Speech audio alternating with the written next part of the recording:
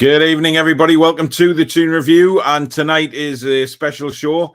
It is FFP, of course. Basically, try and explain it a little bit better of how it works, what it was brought in for, things like that. It should be a good show. If you guys do enjoy it, then as usual, please do hit that like button and tell YouTube something great and fantastic and wonderful is happening on this channel. And also, if you'd like to be a subscriber, if you hit that subscribe button and the notification bell, which will tell you when we upload or we go live. And also, as usual, super chats are available. If you want to donate to the channel tonight, you can by hitting the $sign at the bottom of the live comments, and that'll take you straight through. And of course, you get your comment read straight out, which is a bonus for that as well. Right. Before we go into FFP, Newcastle United news. There isn't any at the minute. I'm a little bit disappointed, guys, that the friendlies at the weekend aren't being broadcast. We were going to plan on doing watch-alongs, Billy, but unfortunately that's not the case. No, it looks like they're not going to be on anything. So, yeah, it's a bit of a shame, really. But, hey-ho, what can we do? I mean, apparently it's down to some sort of rights, which I didn't realise were even in effect for friendlies, but apparently they are. Which is a little bit disappointing, certainly for me. I was looking forward to doing the one against Benfica tomorrow. Now, you know, whether anybody's got that, I don't know. I'm searching all the sites that I normally get the games on, and nothing has been advertised yet. That might change. That might change in the morning. But if not, we will go ahead with the fan forum instead. So there's obviously always something available on the Toon Review. Now, I did do a video earlier on today, which sort of just mentioned a few names that were linked with the club. Again, obviously, Harvey Barnes has been linked. You know, that 50 million quid though, Alex, is a bit on the pricey side. Yeah, it's too much. It's too much. Unless he's going to be the marquee, then fair enough. But yeah, I'd rather go in a different direction. What do you make of Draxler? Yeah, I think that's tidy. That would be decent. It's obviously not in keeping with the age profile we've been going for, but there's nothing wrong with it. It's not too bad. It's 28. A few of the other ones that we've looked at were about to turn 30 or already 30, whereas he's a little bit better. You know, throwing a 3-year contract to somebody his age is less of a problem. It's still fine, and his talent is just incredible anyway. So, and some of the prices quoted are reasonably low. So I'd rather take Draxler for 20-odd million compared to Harvey Barnes for 50 at the moment. You know, a serial winner who's used to being in and around the best players in the world. Absolutely. Yeah, there's a lot of, well, the video I did, there's a lot of feedback from fans, sort of mixed reaction about Draxler saying, no, he's too old, or, you know, he's injury prone. But, you know, when I've actually, after I did the video, I went and had a look at his injury record, Billy, and it's not actually that bad. He had one injury last season. But everybody's saying, oh, he's over the hill or anything like that. But listen, he's just gone a bit stale at Paris Saint-Germain. So, you know, coming to Newcastle might be the perfect move for him. Yeah, it might be. And it's not on his own at Paris Saint-Germain being sat on the bench every week, is it? I mean, the players are going to be like that in that kind of quality of squad. Yeah, I'll give him a chance. Definitely have a go with him because he's a quality player, hasn't he, on his day? Been superb for years, really. Yeah, excellent player. Like Julie Draxler. I wouldn't. I mean, look, come on. You know, everybody's kicking off saying, oh, we don't want Draxler. You know, would they have said that last summer? No, of course they wouldn't. You know, this is a step up in stages we're going here. And that's what, you know, we can't go for the world class straight away. It takes time and it takes a build. And Draxler would very much be a part of that. Of course, Belotti's still getting mentioned. Asensio's still getting mentioned, but he's come out and said that he'd quite like to stay at Madrid. So that may not happen. But listen, we're being involved in all these talking, Alex, which is only a positive thing, surely. Yeah, definitely. I mean, there's even more than that. There's Kamal Dean from Stade Rennais, which is a big one, who is, like a maxi cousin with his dribbling. So he's interesting. Yeah, we're linked with a lot. It's picked up a little bit in the last couple of days. Obviously, Harrison's gone slightly cold in the last 48 hours as we've pushed on as we've got the Draxler and the Kamal Dean links. So we'll see. Definitely. Good evening, George. Evening, lads and lasses. This is the video I've been waiting for. Pilo Keith says, evening all. I've been looking forward to this topic. How has the FFP changed since our takeover? Hope Newcastle FFP works out the same as Barca. No money, yet still spend hundreds of millions. Yeah, Barcelona's a good one, really. It's crazy. Good evening, everyone, says Douglas. I'm looking forward to another wonderful Toon review show. Richard says, glad to be live. Had to watch a lot on catch-up recently. Didn't want to miss this, though. Appreciate Stato's efforts in trying to explain FFP properly. Good luck. Up the A1. Good evening. Evening, Kath. James says, hello all. Ordered my phone case on Friday. Nice one, mate. Genks in the house. Rachel, good evening. Andrew, lots of people joining us and saying hello to everyone else. Michael says, so looking forward to this show as FFP is so confusing. Yes, it is. Good evening, David. Hope you're well. Right. Now, basically, Alex, you've sent us an email over about everything, and I'll read the first part of it, which is what is financial fair play. And if you want to jump in, Alex, and explain it in further detail, then please do. The Financial Fair Play FFP was introduced by UEFA in 2009 to improve the overall financial health of European club football. That sentence there makes me laugh. FFP's main objective is to prevent clubs from spending more than they earn in revenues. It also aims to prevent clubs from getting into financial trouble that could affect their long-term survival. Essentially, FFP is a regulatory tool to prevent clubs from spending more than their stipulated budget, which could inadvertently plunge them into debt. Now, a lot of people will be sort of listening to that, Alex, and thinking, well, hang on, you look at Barca, other clubs that seem to be in lots of debt, that it doesn't seem to have worked that way. Yeah, so I mean, first of all, I need to credit William Paul, who I got this article from, just to put as a nice thing to just cite from. Yeah, so we mentioned to protect the health of European football. Obviously, this works reasonably well further down the pyramid for clubs not overspending. Spending well with outside of their means in terms of what they're actually having as revenue, as income. It can be very damaging to clubs, and we've lost a few. I mean, obviously Bury is a famous example of them coming back, but we've lost a few clubs over the years, and it's to try and stop that. With the Barcelona situation specifically, is a tricky one. They were managing their debt somewhat. There was a video just dropped today actually by John McKenzie on this about the fact that they were managing their debt reasonably well in recent years. They were I say reasonably well. It was wobbling around 500 and 600 million for a few years, which is obviously astronomically high. But they were managed. It was being managed to a degree that it wasn't getting out of control. And then COVID happened, and it just destroyed everything. Obviously, they couldn't register Messi. They were in a ton of issues. Obviously, Spain also introduced certain rules. But the way they're doing that is surprisingly.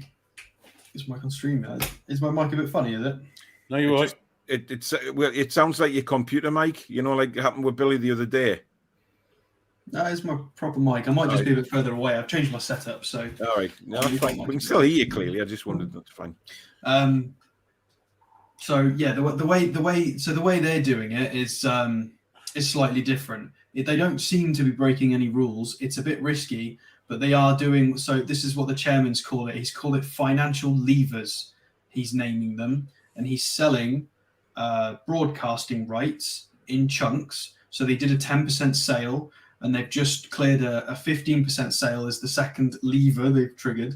It is to who are they called? They are called Sixth Street. So they've sold the broadcasting rights for 25 years to Sixth Street, which is generating a lot of money. I think the first one was around 200 million, and the second one is going to be over 300. Yeah. So the reason they're having to do this is because these new players that they have signed, they will not be able to register them. Absolutely not. Not in the current financial state they're in. With your Franck Kessié and your Lewandowskis and Rafinha. They had that problem last season, though, didn't they? Where certain players couldn't play because they weren't registered. Yeah, so they are too far gone in terms of the threshold. They need to bring their numbers back in line in the healthy range before they're allowed to register. They're not allowed to register those players when they're in the red, in the way this is structured. Hence why they are doing that. They're changing things.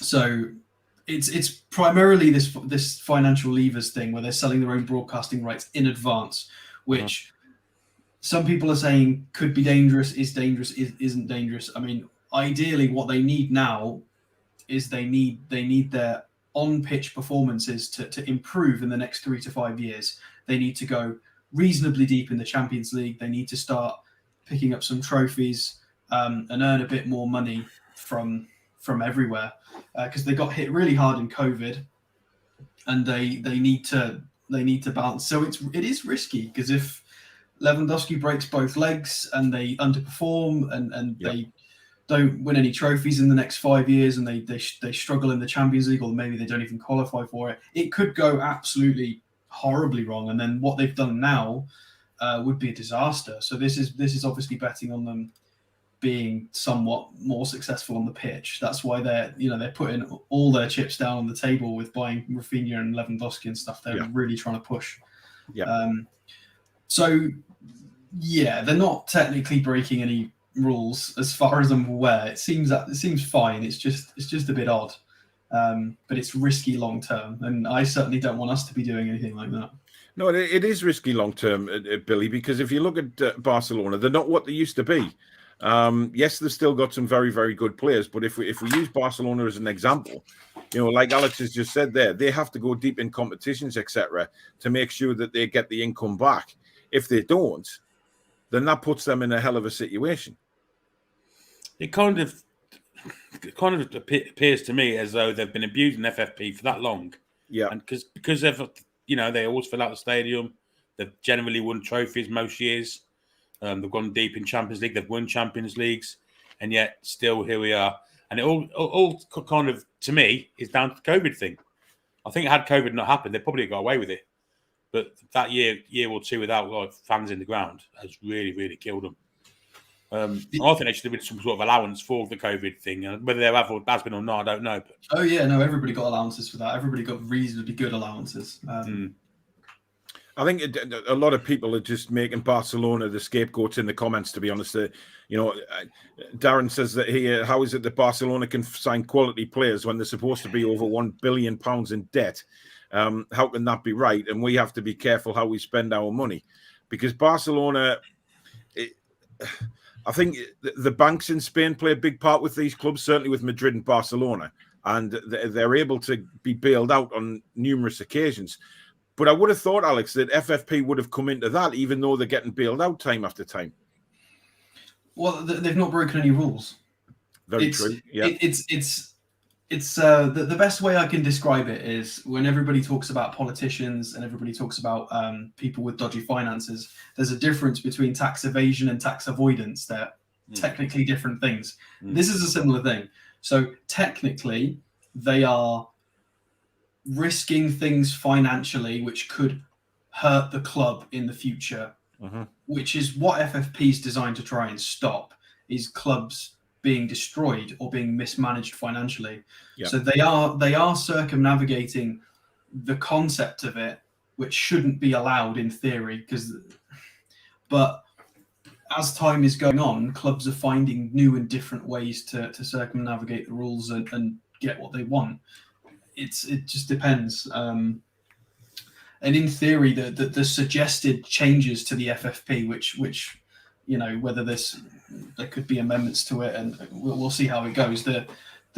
So just to sum it up really, really briefly, the changes to that would include spending, was it 70% of revenue, which means we need to increase our income and our revenue rapidly if that's going to come into play. Hopefully, we will be able to. And they're also doing away with offsetting spending against infrastructure, women's teams, youth academies, things like that. So they're going to get rid of that. It's just going to be a flat 70% against revenue, which is interesting. What was my first point? I've gone round in a circle. I was trying to come back to it. I'm not sure. Anyway, well, we're going to sort of how does financial fair play work? Again, I'll just read this out, Alex, and then you can just take it away. UEFA permits football clubs to spend no more than €5 million, which is £3.9 million over what they earn in each 3-year assessment period. There is, however, a new limit of €30 million, previously 45, if the owners of the club or a related party can cover these losses. So what exactly does that mean, Alex? Well, it's about losses over a 3-year period. It's to try and not be too stingy. If they were assessed annually, it would be very difficult. So it's essentially over a 3-year thing, which is why we were able to lean in quite hard, or we could lean in quite hard into our spending, because we would benefit from the back end of Ashley's reign being so dismal with his expenditure. I mean, for context, I think it was, so our net capital expenditure in the last decade under Mike Ashley was 7 million, which is the lowest in the Premier League, lowest in the top tier, behind West Brom, Norwich, Burnley. We are dead last for expenditure in the top tier, and that's on everything, including like infrastructure, all of it. So 7 million net in a decade is absolutely woeful. So that is why we can potentially benefit a lot from having this sort of 3-year assessment, because for as long as that back end of Ashley is still there, it's going to do us very well. Obviously, as we get to that, as we roll into that 4th year, it'll just be all new owners then. So this is why they are being quite careful now. We are being watched very, very carefully as well. So hence why we had the new rules regarding sponsorships coming in December. So in terms of the sponsorships, you're not technically supposed to have an owner directly involved with the sponsorship. That's naughty because it does get investigated. Yeah. I think I had it somewhere in my notes that it was about 30. So under the updated regulations, so any entity alone. So entities which are linked to the same owner or government represent more than 30% of the club's total revenues is automatically considered a related party. So it can't go over the 30% threshold. So it's a tricky one, and they've made further changes to. There were more changes to that in December to obviously try and stop us from going, here's Aramco, here's £1 billion. They obviously they were panicking about that. That's why they rushed through those rules straight away. Because in theory, we could have done something like that, and they didn't want it to happen. So they've had to very, very quickly change the way that money could come into the club in a legal way. So basically, it hasn't worked, has it? Because they've had to change it again. Because I struggle to see how Everton, Billy, are getting away with it. We kind of look at what we've just said there and read out what FFP is all about. Yet Everton have blatantly, fouled up big style, and nothing's been done. Yeah, they spent way beyond their means, haven't they, over the years? I think Aston Villa were another club who was in a similar situation. They're not far from them.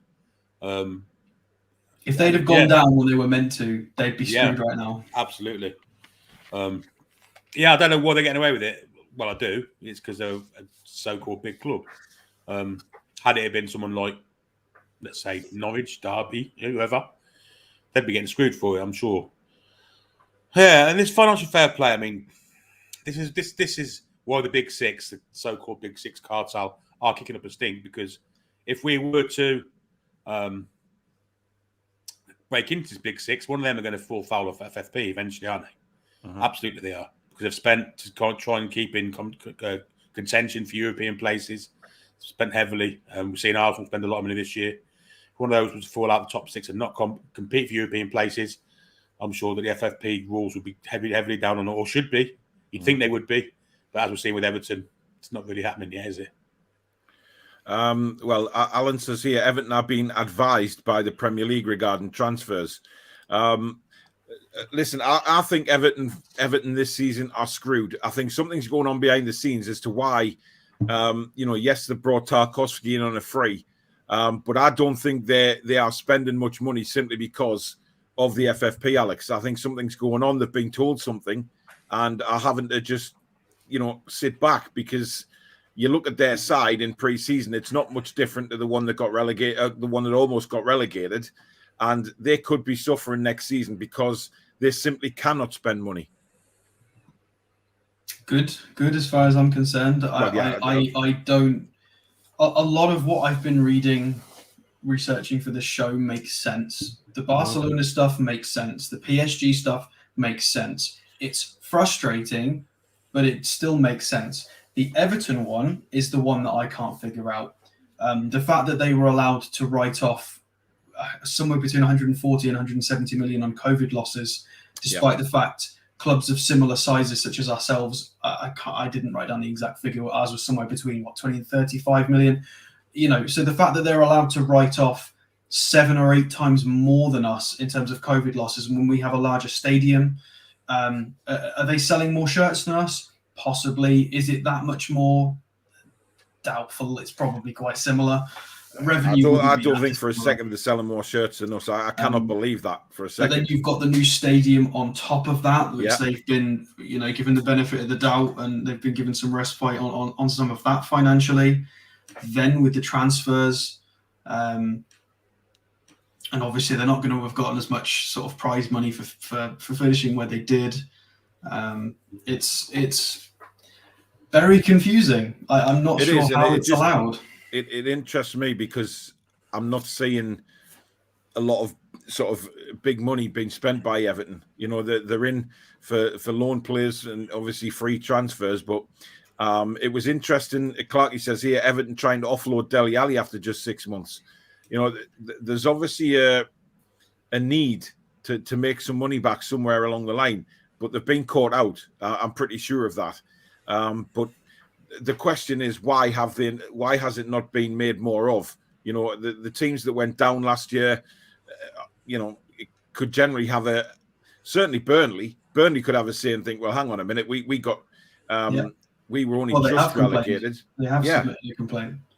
So if they've submitted a complaint, then why has nothing been done? That is unless there's clarification. Unless there's clarification on these COVID losses, in my opinion, is they should be administratively relegated to the second tier. They have to be. Not even a points deduction. They have to be straight down. This happens in Ligue 1 in France. If Bordeaux got an additional relegation to the third tier, this happens in France quite frequently. I don't understand why. Well, I do. It's they're trying to protect the brand. They want to be the biggest league in Europe. They're trying to protect. It's strange. We operate slightly different. La Liga are being a bit more. Obviously, La Liga have to be careful because Barcelona and Real Madrid are their babies financially. They give them so much income and so much, attention to the league that they have to somewhat play ball with them. But they have La Liga have introduced a lot of rules to try and sort this out and have a bit more of a fairer playing field. Liga are also quite harsh with spending to a level, whereas we just seem quite it's very inconsistent the way the treatment towards Manchester United, Manchester City. Everton in this case. It's very Chelsea. And I think that's what annoys a lot of fans of this. They see these big, so-called big clubs getting away with it, or look to be getting away with it. You look at ourselves. Clearly, they're stringently watching us because we are watching every penny that we spend. Tangy says there, what about Spurs? They have up to $1 billion in debt and flashing the cash with all their new buys. It doesn't make sense.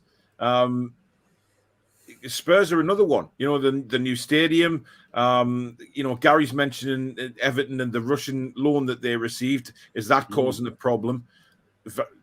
I think people need to come out and actually, instead of us fans having to go through and looking at the rules, we're reading the rules and thinking, well, hang on a minute, we're reading the rules, Billy, yet we're seeing clubs, not abiding by these rules and nothing's happening.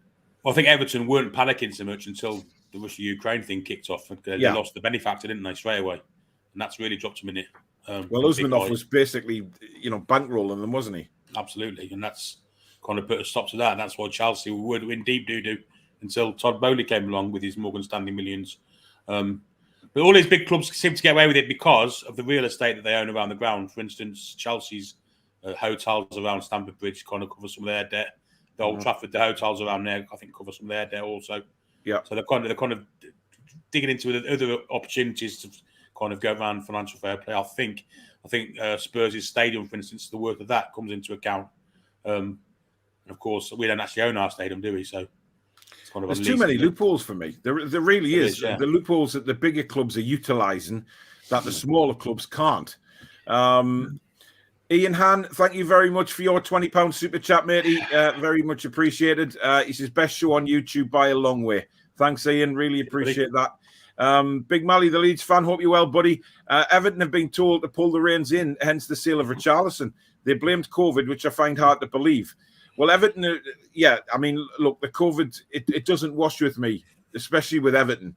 And I think that's why they've pretty much had to sell Richarlison, Alex. Well, yeah, maybe there's been some conversations. I don't want to insinuate anything. It's, no idea, but they are trying somewhat. I mean, it's very expected that Calvert-Lewin's going to go this window as well. Whether it's now or later on in the window, that seems to be a very big thing. And I just want to circle back to the Tottenham thing that you guys were mentioning. I think that is slightly different for Tottenham because it's not just transfer debt. That was for the stadium build, and obviously for the purpose of loans and finances, the stadium is going to pay itself back in terms of attendances, progressing the club and infrastructure. And I mean they're back in the Champions League. Spurs are famous, whatever you want to say, for having a reasonably good wage structure. They don't like to blow their wage structure out of the park. Daniel Levy's not an idiot. He's being a bit risky at the moment. Obviously, he's spending quite a lot to try and keep Conte happy and have a push. So he's gambling on that working. But Spurs' wages to turnover is at 46%, which isn't too bad. That's only what 7 or 8% behind Real Madrid. So they're a reasonably well run club.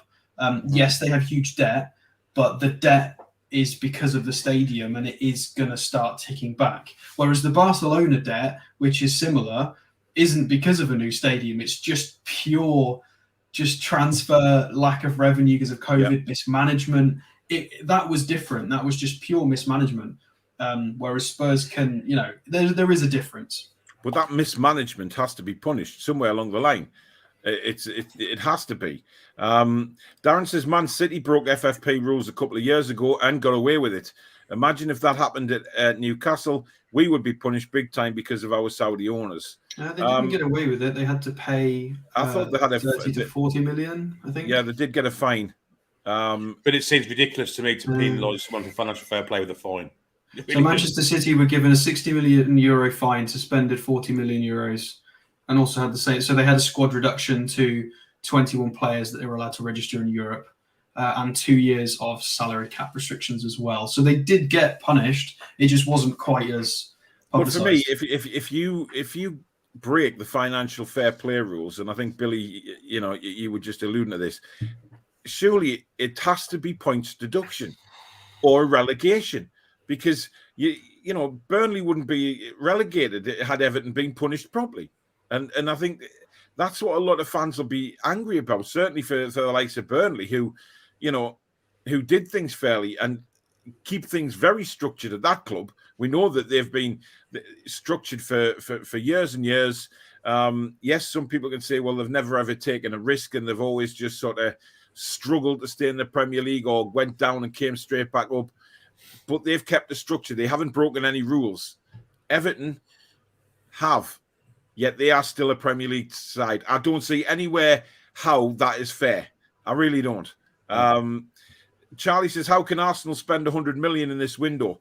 Well, look, you've got to understand that Arsenal, you can spend money. You can buy players. It's just leveling the gap, isn't it? It's sort of meeting in the middle with your outgoings, isn't it? You've got to be within a certain percentage. And I think if Arsenal are in that percentage, then they're fine. But if they've overspent, which I don't think they will, because the Cronkies, as much as Arsenal fans harp on about them, they are very good businessmen.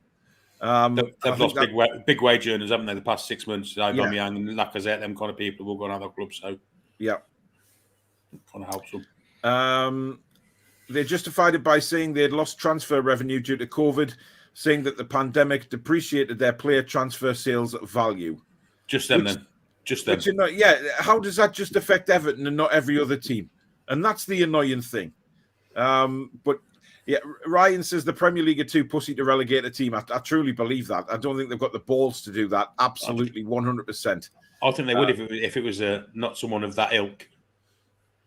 Well, yeah, maybe. I mean, if it was us, for example, would we get a relegation? I quite seriously believe we might have. On the Arsenal thing as well, they're not too. Well, it seems like they were poorly run, but their 2019 to 2020 wages to turnover was 66%, level with Liverpool's at 66%. So they get a lot of revenue. This helps offset a lot of this. Yeah. I think that's what people don't understand, though. That the club will spend, sensible clubs who know what they're doing will spend within reason because they know what the revenue is going to be coming back in. Yeah. So that's what you were talking about Barcelona before. They have to go out now and win a Champions League or win something to get their revenue back. It's not going to clear the debts by any stretch of the imagination this season, but it does help. And Arsenal is spending money, but they know they're going to get a return in revenue from shirt sales. They're out in America for pre-season. The shirt sales for Arsenal will be they're gambling a little bit. They are trying to. They're gambling to try and push for Champions League, essentially. Yeah. It won't destroy them. It'll still be fine, but they will struggle if they've got to get at least Europa League. They can't have another 8th. If they get an 8th this year, they are in big trouble. They've got to get something that's going to assist with revenue and broadcasting, TV money, prize money. They need, they can't have a poor season, and they probably shouldn't. I mean, they've signed reasonably well, to be fair. Yeah, I think they'll do all right, Arsenal, this season, to be honest. What are the punishments for breaking financial fair play rules? It states that the football clubs found to have breached the UEFA's financial fair play regulations will face a total of 8 separate punishments. Here's how they are ranked based on the nature of the violation. Reprimand, warning, fine, points deduction, withholding of revenue from a UEFA competition, prohibition to register new players for UEFA competitions, restrictions on number of players a club can register for UEFA competitions, i.e. we've just spoke about that with Manchester City, disqualification from a competition in progress, and exclusion from future competitions. So, in that rules, it doesn't state a club can be relegated, but points deduction can go a long way to doing that. I think they can. I think disqualification from a competition in progress, or I think one of them would. I think that's classified as a relegation. But the words I'm looking at there are in progress. So basically, the Premier League have done nothing with Everton. The season is now finished. Therefore, the league is not in progress. So they could just look at it and say, right, well, you've gone over financial fair play. Therefore, we'll give you a fine or something like that because the competition is not in progress. Do you see what I mean? Yeah, it just looks like they've tried to handhold them into not breaching any of this because I mean, in theory, I mean, it's the old, you know, if you push them sort of further down the hill, they're definitely going to go at the end of the day. If they did come in and give a points deduction, similarly to what happened to Derby, if they came in and said, right, Everton minus 10 points deduction, they're down. They're down next season 100%. They're not getting out of that because they suck. So I think they've been handheld to try and, you know, they've been told to get their house in order so that it's not good for the TV. It's not good for the Premier League, the image of the Premier League. And if there is a Derby situation in the top tier, it's not drama. It's not going to be interesting. And that's what they don't want. So they appear to be not necessarily adhering to their own rules, even the Premier League, that they're trying to not breaking them maybe, but it's a bit unfair that there's sort of that additional guidance for Everton potentially when there's a lot of scrutiny and sort of hawkeye on other clubs, us being one of them. It's you know, one rule for one. But it would, I mean, to be fair, it would make for a boring competition if Everton were docked sufficient points, then we know who 20th place is going to be next year. So it makes sense why. I mean, this is me trying to take a step back as a fan of my club and just try and be neutral and look at it. It makes sense from a business perspective because it would just ruin the season because you're only going to be looking at 2 relegation candidates in theory then, aren't you? So yeah, but if Everton was the other one, I wouldn't mind that at all, to be fair. But then what's the point of having the rules if they're never going to be enforced? So yeah, exactly. Tangy says the smaller clubs and less wealthy clubs than Everton had to deal with COVID, so the whole excuse is lame. I mean, how far can they push that, Billy? It is lame because, you know, clubs smaller than Everton had to deal with exactly the same thing. Well, it is lame, but they seem to have got away with it. So obviously it's worked for them. I don't know how. It's not as if they get like 50,000 through the door every week because they can't fit 50,000 in the ground. Honestly, I'm lost for words for how they got away with it. I just don't know why the Premier League aren't coming out and saying something. But then again, they do we really expect them to be honest? No, of course we don't. Glenn says point deduction is only way as relegating a team affects whole league and championship. If they just sent Everton down, who would come up? Hence, points reduction the only way. They do this in France all the time. It gets sorted. It does get sorted. It seems weird because we're not used to it. It happens in other leagues and it works perfectly fine. It should have happened before now, though, shouldn't it? Yeah, Burnley should be in the Premier League and Everton should be in the Championship. Simple as that. Yeah, you know, it's not rocket science. It really isn't. To me, they're brushed under the carpet until it's too late for that to happen. Which is typical of the Premier League. It really is. But this is what I mean about the Premier League. And you look at somewhere like France, Alex, and you talk about what's happened to Bordeaux. They act straight away.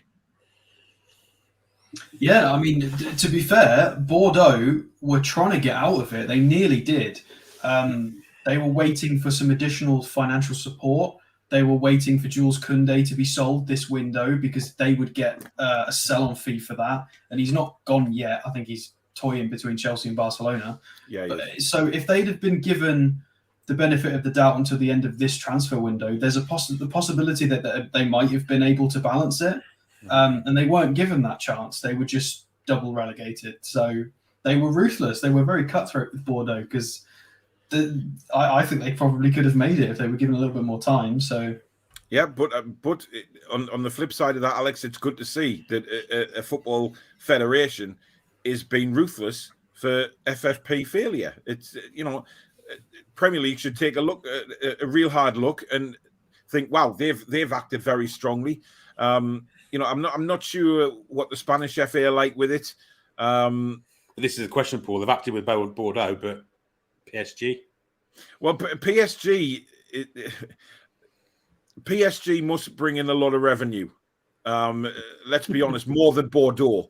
PSG got Neymar, Messi, Yeah, Mbappe. shirt sales around the world, etc. The revenue will be massive for PSG. So they can, as much as we hate to say it, they probably are one of those that could balance it out by player sales, revenue coming in, etc. Yeah, they're fine. So They're absolutely fine. Unfortunately, yeah.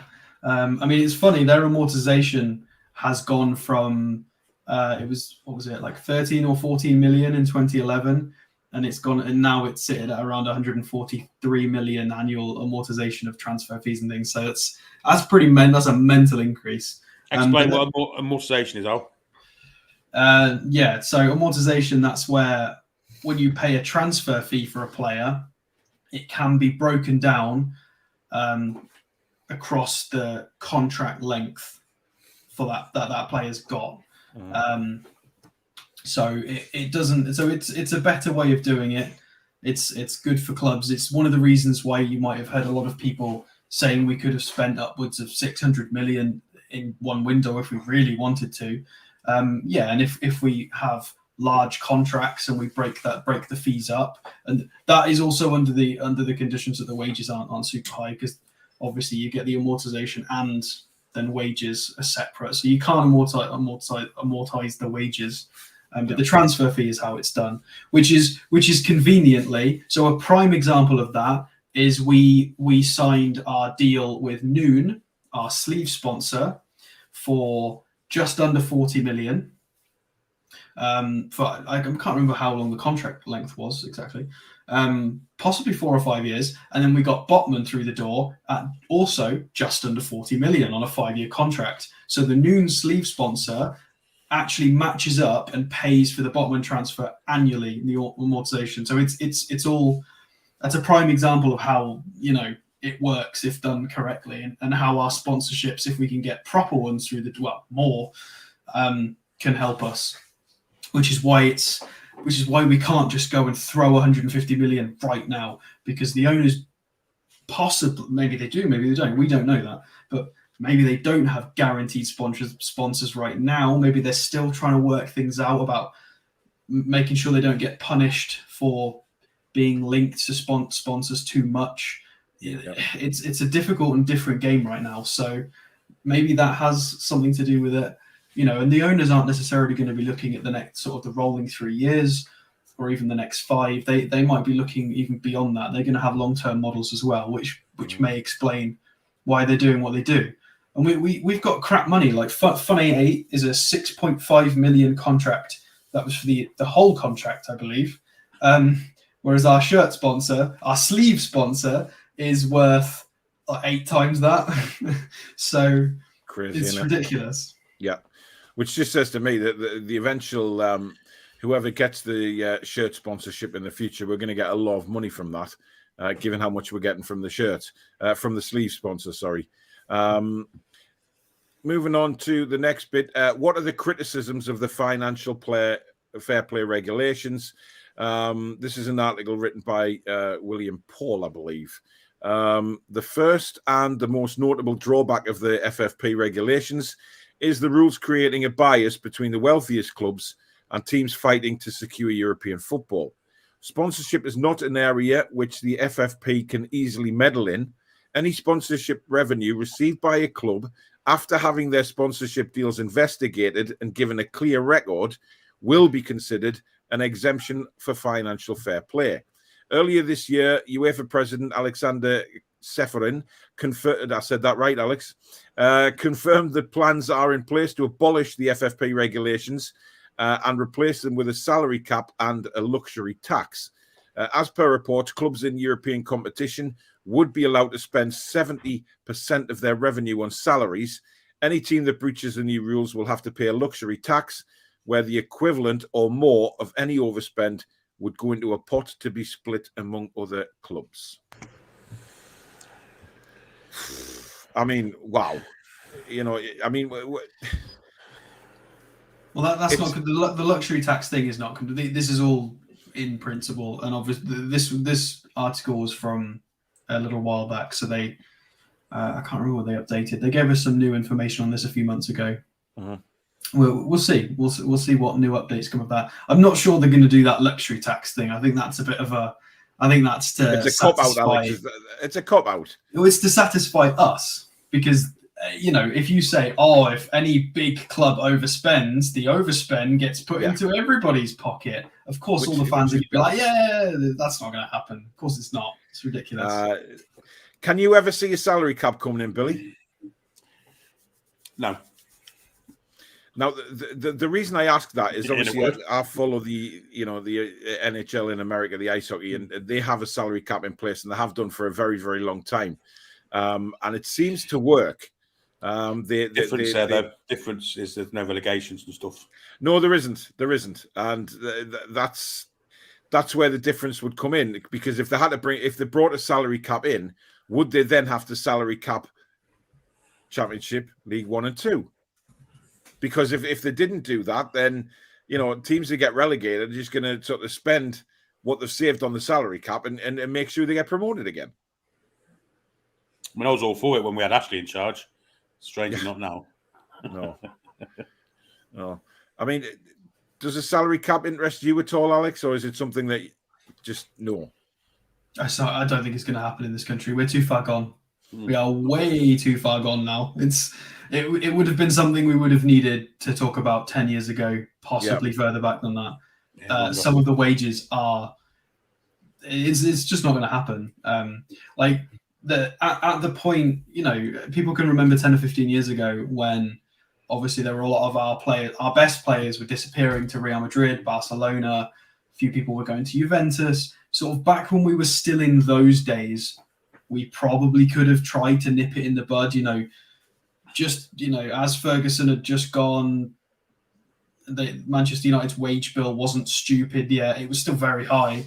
I think we might have been able to nip it in the bud then. It wasn't Manchester City of now. It was still, I think that was that was when we could have potentially done it. Now that's just my opinion. I think it's way too far gone. I think Abramovich, honestly, if I'm being honest. Yeah, well, that would have been another point. Yeah. Well, that does seem to coincide with when the wages started getting a little bit astronomical. Of course, Chelsea were bringing in players left, right, and centre and paying them extortionate wages. So if a salary cap was in them days, would Chelsea have become the powerhouse they became? I don't think they would. And it would see the salary cap in sort of over in North America was brought in to, create a sense of fairness across the whole league. I.e., you never get one team running away with it every season. Tampa Bay, for example, Tampa Bay Lightning, they've been in the Stanley Cup final, I think 3-4 years running now. So that's a one-off in ice hockey. It's very rare that you'll see, 2 years running Stanley Cup champions. It's very rare because of the salary cap. It creates a sort of, across the board fairness where, you'll never get one or two teams always just running away with the league every season. So it would have been interesting had that come in over here, but like you say, it's well gone now. We're never going to see anything like that. There is going to be. It's not a salary cap, but the whole suggestion of spending 70% of revenue on salary, this whole new thing, could change things. Obviously, it depends on revenue. So this is where we need to grow because we don't have good revenue. I was just looking. I've got a graph here where our commercial income in 2007 was 28 million. That's commercial. Yeah, our commercial revenue 2007 was 28 million. In 2019, it was also 28 million. So that just shows how far we'd grown it. Whereas there are other, most of the big six were on sort of like Manchester United were on 279 million commercial revenue. This is why they're not breaking financial fair play, because they are earning 10 times more than us in just commercial revenue. That's nothing else. That's nothing else included. That's only commercial revenue. They in that time, all of the big six have grown somewhere between 100 and 200 million in commercial revenue. We've not grown at all because of Mike Ashley. And that's so we need that. It's something we need to desperately do. Yeah, but that's why the owners are being careful at the moment, aren't they? Because they know that what a global brand that Newcastle United can become. And we could be in the same bracket as those teams that are making that kind of revenue coming but they in. are being smart. This explains, we half touched on this on occasion, but this explains why they're doing a lot of their infrastructure changes right now, because of they are going to drop that in terms of the new FFP changes whenever they come out, are not going to include you being able to offset your spending from infrastructure and academy and things like that. It's just all going to be just whatever you spend is whatever you spend. You're not going to be able to offset things. So we're trying to get that done now, and also, we need to grow the brand, because it's going to be highly dependent on revenue. It's all well and good having the richest owners in the world, but it's the club have to be generating the revenue. And now we've been hamstrung with these new sponsorship rules. We have to try and get the club generating the revenue, which explains the third kit being the Saudi Arabia colours and things like that. They're trying what they can to try and grow revenue right now. So they have to be careful, and this probably explains why they're being careful with transfers, because there is no guarantee. Everybody's like, oh, we'll get Aramco, we'll get this. Yeah, we probably will sort it out, but it's not 100% guaranteed. And the owners didn't get that rich by being risky with their money. So, it needs to be done carefully. And I think we're doing the right thing. Yeah. Thomas says you're getting confused between FFP and profitability and sustainability rules. Breaching FFP has nothing to do with league points deductions. Yeah, well, that is true. Yes, we're just using the terms interchangeably. My apologies. You are right. Yeah, but they can still relegate a side. They don't have to deduct points to say you're relegated. Simple as that. Man City's punishment sounds like the luxury tax in US sports, where you seem to spend over the salary cap. If you give a few sacks of money to the league, makes a mockery of it all. I read earlier on in a comment, Manchester City, didn't they appeal and they got refunded the fine back again? I'm sure they did. Somebody did put that in the comments earlier on. Burnley got taken over on a leveraged buyout and it has failed. It is not part of the problem. It is. Nobody's. Premier League it has to be. Yeah, the Premier League's fitting directors test. They were soon to kind of put ours on hold. But the Burnley one should have been looked at in massive detail. And actually, they've thrown them to the walls, haven't they? They're worse off now than what they were before. Well, I read that the day the takeover went through, they were immediately 10 million in debt. Yeah. How does that work? I mean, so they are in financial problems. I'm aware of that, yeah, I think they'll make a bit of money back this year because obviously they've got some big wages off the books. And there's no doubt about it that they face a big challenge to get back into the Premier League. But they've got I think they've got the right man now to manage them and get them up there again. So time will tell. Kevin says, my team, Pompey, was nearly out of business a couple of years after we won the FA Cup because of mismanagement and finance. Yeah, but the thing is, if they hadn't mismanaged the finances, they would never win the FA Cup. That's a good point as well. Yeah, obviously the players that came in. Andy says, our player resale value was reduced because they were all shite. Well, yeah, I mean, that's one way of looking at it. But, they can't. Everton's excuse is just bollocks. It really is. It's bollocks because every single club could say that, apart from obviously the likes of Man City, etc. I mean, you look at our squad at the time during COVID. We could easily say that our squad was, the values seriously went down, but that was because of a complete idiot running the club and a complete idiot managing the club. And nobody would pay anything for our players during COVID. So we could probably have a better case than Everton to state about COVID and about players losing valuations. Jesus Christ. Rachel says it stinks to high heaven how Everton have got away with it. It's an utter disgrace. What about Chelsea? Surely they must be bad as well as Manchester United.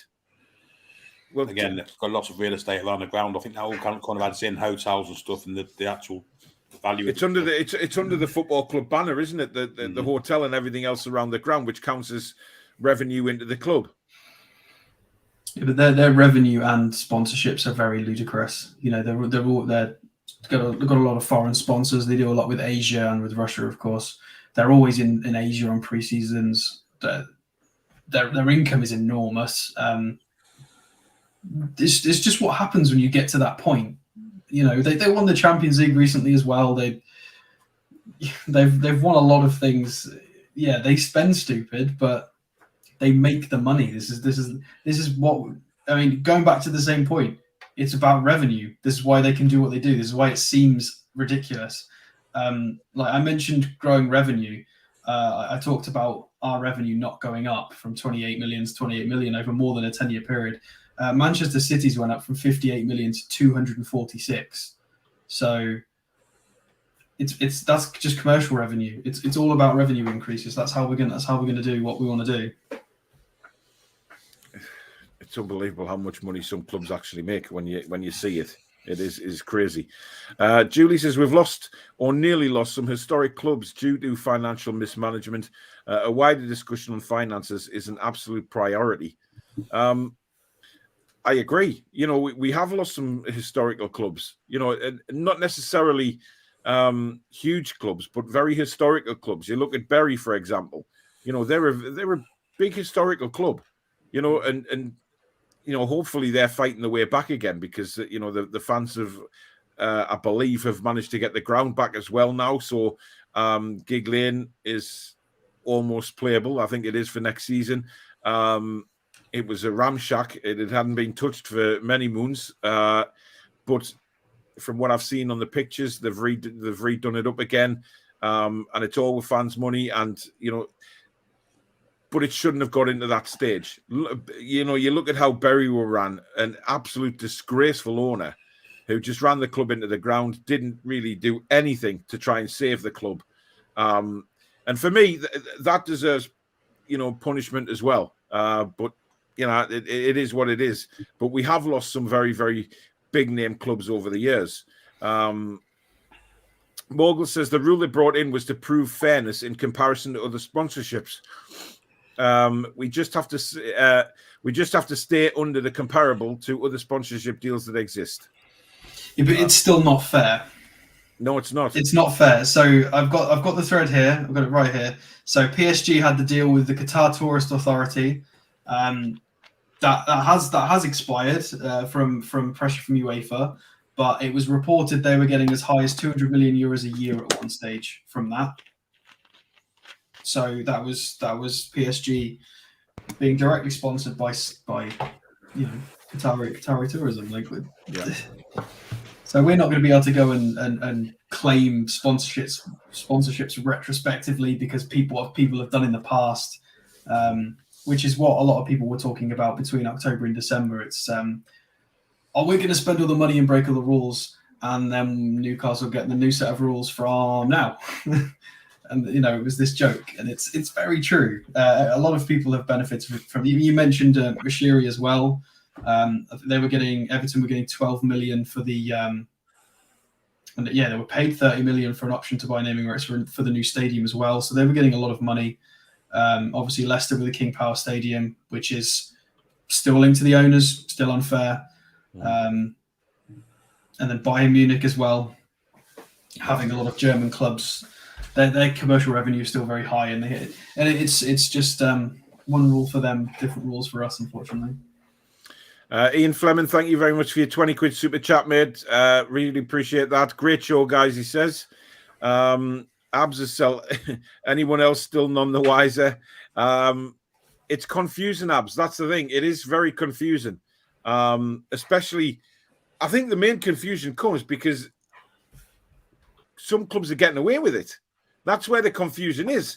Some clubs are getting away with it, Billy. Some aren't. So, of course, all the fans are going to say, what the hell is the rules? You know, we stipulated what the rules are, yet clubs are seen to break them and get away with them. Some don't. And then that's obviously going to cause more confusion. Yeah, generally stuff that's FIFA involved, UEFA involved, and our Premier League and FA are involved. Generally have loopholes in left, right, and centre that are going to confuse people. That's why we all say that these bodies are corrupt, don't we, allegedly? Yep. I've got another one. So Juventus spent the shirt sponsorship is Jeep, which Jeep is a part of Fiat. Fiat is owned by the Agnelli family in Italy, so it's all they're all doing it. We're just obviously we're not going to get away with it. So we're going to have to do it smarter. But it's annoying, isn't it? It really pisses you off because you know the second that if Newcastle would ever step out of line with FFP, they would be stood on like an ant under a shoe. Yet these clubs blatantly finding back doors to get round it are going unpunished. And it's not like Juventus have had, a clean slate over the years, have they? But they have found a way out. It all needs to be just put into one bubble, and that's it. Just a few rules, simple rules, and let it be. Instead of these, so many different avenues the clubs can go around to get round FFP. It's not fair. There isn't a fairness to it. I mean, another thing that we haven't touched on just is something we have mentioned recently is I think we were using Chelsea as the example, is being able to offload players for good prices to offset a lot of your fresh spending or just to clean books up for, whether you're trying to sell them just at the right time to balance a book sort of for the previous year or for the following year. We can't do that because we haven't for a few years had anybody of any value apart from Maxi being currently valued at 40. Anybody sort of pre takeover, the valuations were extremely poor. I mean, if we tried to, theoretically, if we tried to get rid of Wilson before the takeover, what could we have got? Maybe somewhere between 10 and 15 because of his injury record. People might not have wanted to pay more. I know we feel like he's better than that, but other teams might not have thought the same with his injuries. We just didn't have any resale value, which, no resale value, not enough revenue. It hurts. It's we've got to be careful. It's annoying. Now, I am seeing in the comments about Benfica TV have got the match on tomorrow, but that is a subscription service. I may well look into that. So there may well be a watch along for the match, but we'll see. I'll have a look at that. I wouldn't complain too much about Burnley going down instead of Everton. Who do you prefer, Pope or Pickford? Fair comment. Yeah, he was actually linked at one stage, wasn't he? Tangy says, look what happened to Rangers back in the day in the Scottish League. They acted quick too. They did, yeah. And a club the size of Rangers, they plummeted them all the way at the very bottom. And, for me, they acted very well. And Rangers, took it on the chin and, they've come back and they are what they are now again. They're a massive side again. But they did go all the way back to the lowest tier in Scotland and had to fight the way back up. Listen, I mean, as much as we talk about FFP, it's not really going to change, is it? Because it's always going to confuse us along the line. Because we can say what the rules are, but then when we see, the bigger clubs getting different rules to what the smaller clubs are getting, or for instance, Newcastle now pretty much looked at under a microscope to make sure that everything is done above board. But you see the likes of these bigger clubs like Juventus, etc., getting away with it. And it stinks. It really does. But nothing, I don't see anything changing in the near future, Billy. No, unless you get some. I mean, I was thinking, mulling over in my head that maybe, Manchester City, maybe we could take their sponsor and we could give them ours, kind of level up that way, and that way it kind of takes away the trail. They haven't been to vociferous against our takeover, let's say, and maybe something like that could happen. I don't know, but it's we one way around, I guess. Swap sponsors. Wacky says Bournemouth will struggle financially with what they have such a low capacity. Well, it depends, doesn't it? Because Bournemouth certainly will have a very strict wage structure. They know what their income is, the revenue they're going to make. They will have an idea because they will sell out most Premier League matches. I know it's only, 12,000 capacity? I think it's 11, yeah. Something like that. But they will obviously spend to accommodate what they bring in. So the Bournemouth have done it fine over the years. They've never been in any problem. Because they'll never be able to get past a certain point. Yeah. So they'll never It'll never be like they're in any threat of breaking FFP, to be honest. Because they haven't got the money to do it. Well, exactly. They're never going to be able to get to that point but they're not going to be able to grow either. Whereas Leeds are okay because they still have the stadium size, and they're not going to be able to. They can't generate the revenue to then increase the wages and increase the quality of player and then get a higher fit. They can't do that process because it's going to be too tricky because you need one to get the other in theory. Yeah. Unless you get a fluky situation where you get kind of like what Burnley or Stoke had for a long time. If you can get a manager that can keep you in the Premier League without spending what is necessary.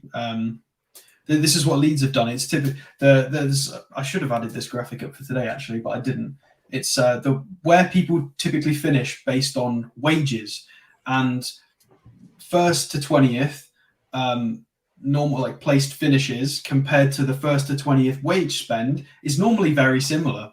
It's purely based on wages, based on the quality of squads, and it's pretty accurate every single year. The only anomalies have been Leeds with Bielsa, and Brighton have done very well because they've had interesting tactics. They've played certain ways. So unless are those going to be long term? If Brighton had Dan Ashworth, but if Brighton lose Potter, don't invest well, 3 to 5 years they could be back down the pyramid. Same with Leeds. Obviously they've got a lot of money from recent transfers, but that's what can happen. That you can just fall straight back down the pyramid again. Whereas when you've got that revenue guaranteed, you can guarantee fresh players, high wages, guarantee that place in the league.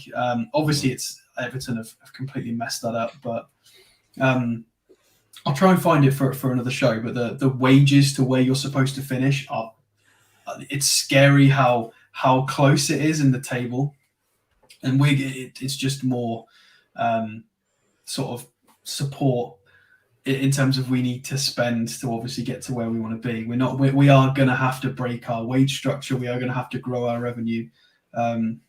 It's just going to have to happen. Interesting point from Abs. There is a danger that FFP punishes those teams trying to break into a higher level, which means FFP reinforces the cartel. So I have sympathy for Everton. They are punished for ambition. Well, I don't have. I know where you're going with that, Abs. I don't really have sympathy for Everton because they just didn't do it properly. They've made a mistake, and for me they should be punished for it. However, I do understand what you mean about the cartel, and it's very, very difficult for clubs to try and break into that higher bracket because of the FFP. Do you think, Billy, that maybe the FFP has been drawn up just to support the bigger teams? It's always going to be favourable to them, isn't it? Because they get the more revenue in. So it's always going to be favourable to them. The Everton question is the one you've got to feel sorry for was Rafa Benitez, because he spent virtually nought when he was there. All the managers before spent way over the top on ridiculous signings. Your Balassis, your the lad that still plays from now, can't think of his name. He played against us, set up goal. What's his name? Alex something. Can't think of his name. But yeah, lots of daft transfers over the top prices. They've been mismanaged chronically. And the only one that didn't was Benitez, and he's the one that's most hated. It's strange how the Everton fans think, but if they look back on it, that's the way it is. And yeah, the FFP is suited towards those with most money because they bring the most revenue in. Of course they do. Yeah. Alex, anything else you want to bring up regarding FFP? So a few people might have read this Swiss Ramble stuff on Twitter, which I've cited a few times. It's very, very good. So I'll say that again. It's the Swiss Ramble. I think they have a blog and they're on Twitter. They do some very good stuff on it. 25th of October in the thread they posted. So this was a couple of weeks post takeover. They posted. It would not be surprising if clubs applied a Newcastle premium to a player's selling price, and then cited Man City. So it's quite cool that they called that literally 2 weeks after the takeover. We theorized it and had a bit of a chat, but they got it spot on straight away. So yeah.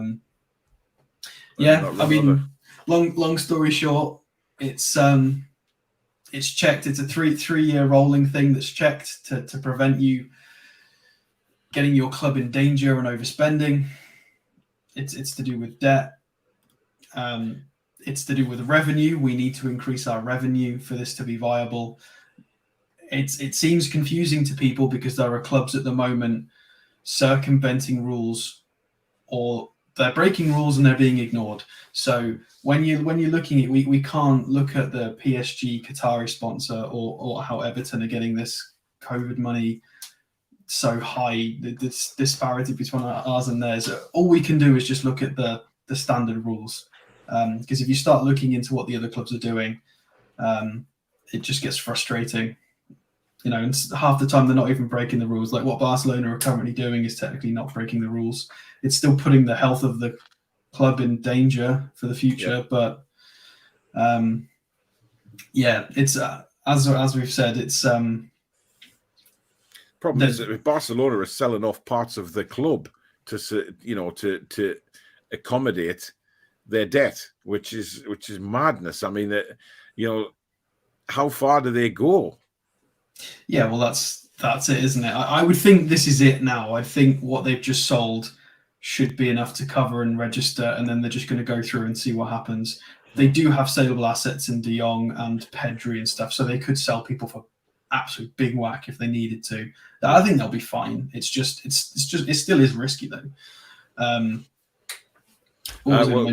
David's asking, how can Nottingham Forest spend so much? Gambling. They're risking it. They're being risky. This is what a lot of clubs have done. Fulham did this. Villa did this. It's you're putting all your eggs in the same basket, and and then they'll just try. If they do go straight back down, they'll try and be careful. But this is the problem. This is what happens to teams. Obviously, people like Norwich and Fulham have managed to avoid this, but there are certain teams who come up, they do this, and then when they go back down to the Championship, they finish mid-table. They have to spend a couple of seasons because they just haven't got the money. It can happen. You've got to be careful. I mean, this is possibly why they've only give Lingard a 1-year contract, because if they do go down, he's not their responsibility anymore. So they'll have the parachute payments, and they'll just have to try and stabilise, and we'll see. They're hoping they'll stay up. Well, to be honest, it's for me. It's there for the big clubs, and the big clubs find avenues and back doors, and any way they want to get away with it. And so far, the Premier League itself just hasn't shown any balls to punish the teams that have broken it. And I don't think that's going to change certainly in the near future. I think it has to change sometime, but at the minute it isn't. And you can say, it's confusing, but is it confusing? Because it's just two different levels. It's one rule for the top clubs, one rule for the next, the rest of the clubs, and that's how it stands with a lot of things in football at the minute, which need to change. But to any viewers, if you get challenged on this and you want something to say that proves your point, it's the fact that they fast-tracked the sponsorship rules through as soon as the takeover happened. Mm-hmm. So obviously, when we use the word Newcastle tax, a lot of neutrals go, "Oh yeah, whatever." No, it's not really though, is it? They just try and ignore and shelf what we're saying, mm-hmm. But that is something they can't dispute. Is they fast-tracked all of them straight through as soon as the takeover happened to stop us being able to do what Manchester City did. So that was specifically for us. It can't be really disputed. Exactly. But there you go, guys. That is the show. I'm sorry if you're still as confused as what you were before you started, but listen, we've tried to clear it as best we can tonight. But we obviously understand that a lot of clubs are getting away with blue murder, basically. Simple as that. Not everybody is playing by the rules. Just like a lot of other stuff that goes on in football, it's one rule for one and one for the other. And that's we've gone through the rules of FFP as best we can tonight and tried to explain it. But of course, you'll all be scratching your head thinking, well, how come such and such does this and they do that and they do that? It's because it's all rigged. Simple as that. We know it is. It's to help the better clubs. And the better clubs will just play along with it as long as they can, which is why I think things have got to change. But it's however long this goes on for, it'll probably never change because the people at the top will always look after the top clubs. It's And before we sign off, I've got a reference. You're right, and then one of the big reasons for that is against Super League. So the Premier League are having to be, welcoming to certain suggestions, because they didn't want their top earners to just go disappear and start a Super League. So it's that is a big factor as well. Yeah. But thank you very much, everybody, for joining the show tonight. Thank you to the guys that have super chatted. Really do appreciate that. Thank you very, very much. Thank you to Alex and Billy for joining me tonight. And thank you to the Mod Squad. Fantastic work again. But thank you to you guys out there. Nearly, over 800 watching at one stage tonight, which is fantastic. Sorry if you didn't get the answers you wanted, but if you have become a little clearer on what FFP is all about and what it's supposed to do, that is the aim of the game. But sometimes what it's supposed to do and what it does do are two very, very different things. Now, tomorrow night, keep an eye on the channel because it may well be a watch-along. If I can sort something out with Benfica TV, I will do a watch-along. If not, it'll be the fan forum. So I'll get that, whichever show it's going to be, I'll get that up on the channel as soon as I possibly can. But enjoy the rest of your Monday night, guys, and we'll see you very, very soon. Good night. How are the lads?